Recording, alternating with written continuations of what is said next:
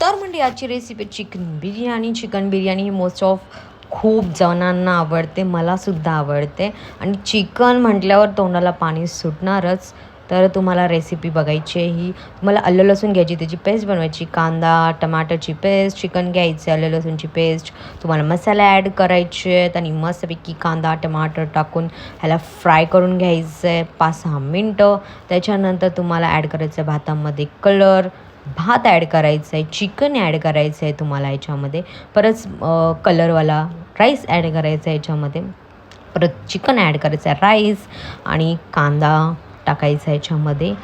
त्याच्यानंतर ह्याच्यामध्ये colour add करायचं आहे आणि तुम्हाला मस्तपैकी 30 मिनटं लो फ्लेमवर ठेवायची आणि बिर्याणी इज रेडी. तुम्ही कोल्हापूरचे आहेत तर मला कमेंट्स करा.